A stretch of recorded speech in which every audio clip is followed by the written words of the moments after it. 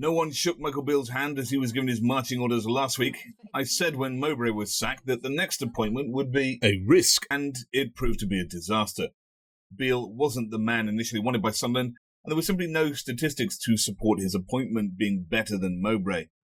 I covered this in some detail for the Stoke Gear review a few weeks back, and you can click on a link at the top right now if you want to see those stats. Mike Dodds is our manager for the third time in a row now, so this video will form part of a short series of 4 game reviews, intended to be watched consecutively to focus analysis in a slightly different way to usual about Dodds' choices and developing ideas in taking over until the end of the season. So enjoy the 4 videos. Analysis will refer back to things and track things, so let's get on.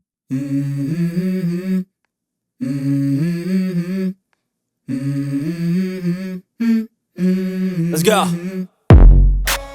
Ultimately, Michael Beale was not the first choice of Sunderland. When they sacked Mowbray, the club were concerned we were not on course to make the playoffs, and under Beale we got further away. He had a pretty benign run of games and managed to fluff many of them up anyway. Now, with only the slimmest hope of a playoff spot remaining, Dodds returned for his third stint as caretaker, staring down the bottom of the glass in the last chance saloon as Swansea arrived at the Stadium of Light. The Swans had only won 1 of the last 7, but had played the top 4 in that sequence and run them all close. On top of that, they've become a bit of a bogey team for us, with 3 wins in the last 3 visits against us. And they had picked up a highly rated Brazilian winger, Ronald, in the January window. Just 22 years old and costing only $1.5 million, he looked exactly the sort of player that we should be after. Hey-ho. With his hands slightly forced through suspension and injury, Dodds went crazy on the custom tactics again, selecting to start with a back 3 for only the 2nd time this season. The last time was against Leeds United, his last game in charge, so he thought he'd try it again because it went so well there. Callum Styles, signed from Barnsley, came in as a left wing-back, a position he's played for Barnsley, so should be comfortable there, and Abdullah Barr was deployed on the left wing to replace the injured Jack Clark, with Rusine leading the line. But right from the kick-off, Placheta picked up an easy chance in the first 30 seconds. Brought down here by Placheta. And now Timon. Placheta with an opportunity to get in behind. Can he find the right cross though? Safety first defending from Trey Hume. It is an early Swansea corner. Good positive start from Luke. And it didn't look good as Swansea pressed high and fast. Luke Williams has clearly watched us a lot and spotted a simple weakness in the way we play. It's Dan Neil. As the season has developed, it has become clear that Dan Neil is our best player to act as the pivot from defence to move the ball forwards. So Williams decided that all Swansea had to do was close down and press Neil as he collected the ball from defence, and it would stifle Sunderland's attack right at source. And this is what they did. Time and again. Rather scuff pass there from Dan Neil. It seemed inevitable that Swansea would score. And in January signing Ronald, they have a cracking threat on the right. He has pace and skill. Signed off the back of only 20 games in Portugal. But Ronald had gone back to a mid-table state team in Brazil operating below the 4th tier of national football before he was plucked from this relative obscurity by the Swans in January at just 22 years old and costing less than Romain Mundle. Why we don't have him is another question. But today, for Swansea, he was lethal. And Sunderland breaking here. Big summer ahead for Swansea as well. Numerous players out of contract. That's brilliant control from Ronald. Over it comes. And from a pressing attack, Swansea simply played the ball in behind the wing-backs.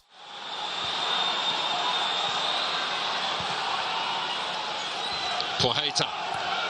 It's a good ball. And look where it's left us. Dodds' tactics have gifted them a simple 4-on-2. Timon being chased down by Hume. And with the cross unchallenged, Ronald smashes it home. Goal Swansea.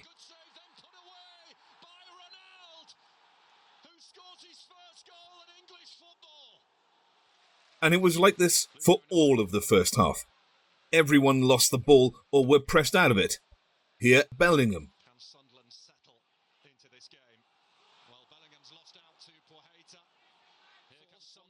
Hjelde loses the ball here, and the Swans have another big chance to score, but for Pato keeping us in the game. The guilty party that time. This is Poheta trying to find room for the shot. Poheta stinging the palms of Patterson, who got a good strong arm on that.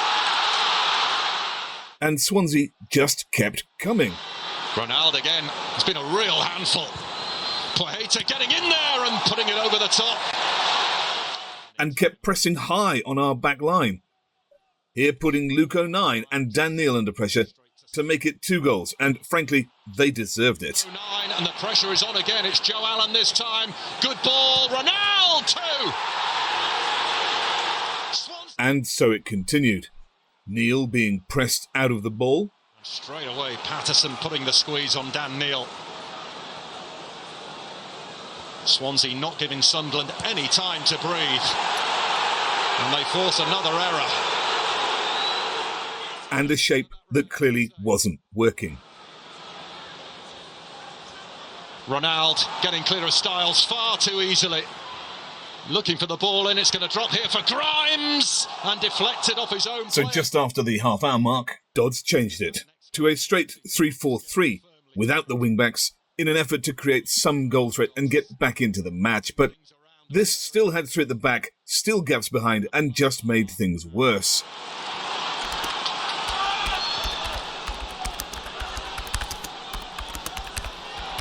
They'll win it back again in there, Swansea. Allen feeding Cullen. Poheta bursting up alongside him. It's Cullen who takes it on himself. On top of this, we were haunted by 2 of our most frustrating weaknesses that we failed to improve on all season. We are weak and soft on second balls. We're nowhere near this one, and it's just too easy for Swansea to pick up the ball and race upfield pretty much uncontested. Onto Joe Allen, onto Cullen, onto Ronald, and Swansea looking menacing again. And we continue to be amateur in defending corners. Picked up, Sunderland switching off, and it's off the post. Poheta's header. Did Patterson get fingers on it? There's just no marking here. When is someone going to put some steel into our young players to dominate the space and fight for the ball? All season, we're rolled over in these aerial battles because we play politely. There's only Dan Ballard with some grit in there. It simply isn't good enough, and it isn't improving. They clearly don't work on this in training.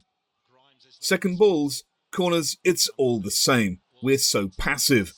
There's nothing nasty about us in fighting for that ball in these moments of combat. We're passive in nature, and we're always on the back foot. By the time the first half ended, Mike Dodds admitted his error and altered the team to a 4-3-3, and so came the second half. The second half seemed to offer little improvement. Time words of Mike Dodds have had an effect on this Sunderland team. Bellingham, dispossessed by Grimes, thought about the shot. Poheta forced wide with the pass.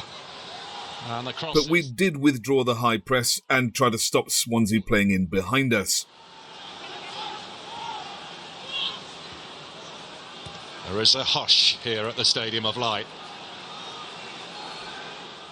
Dan Neil began to evade the press on him, and in all, Sunderland played some tighter, more controlled football, even creating chances. When we did press, it was selective and used to good effect. Here, working well as a team to win the throw-in, and then Neil winning the corner. Dan Neil wanted it, got it, and gets the corner off Cabango. Which was played quick for a good driven cross in from Abdullah Barb. Taken quickly. Ba drives it across. Could have gone anywhere. Gradually, though, we got ourselves into the game.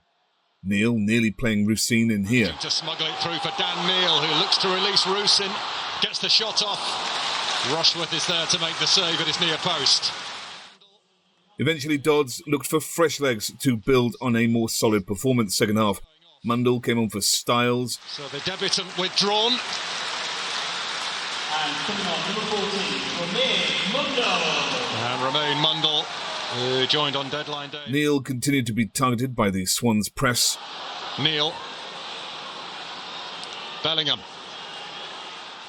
And the marking on Ronald was better. By Nathan Wood.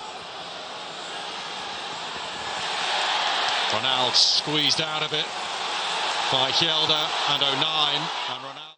By the 70th minute, Rigg came on for Bar and Hemir for Rusyn, but we still struggled to put attacks together. Rusyn departs.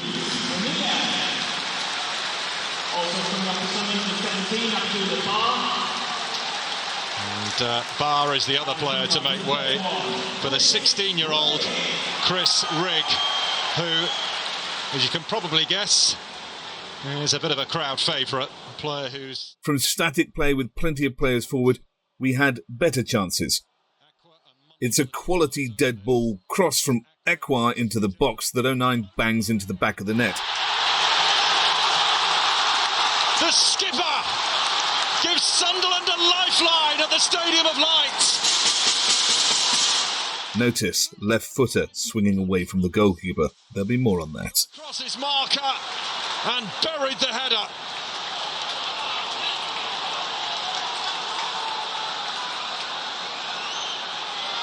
And Sunderland still have the chance to take something from this. This gave us some hope. With 5 minutes to go, Aouchiche came on for Hjelde. Adil Aouchiche. And he looked threatening. He wins the ball here and almost puts Job in. Aouchiche for Sunderland. Bellingham. Mundle. And there were 5 minutes of added time. But Swansea sucked up the time well with fouls and protests and more fouls.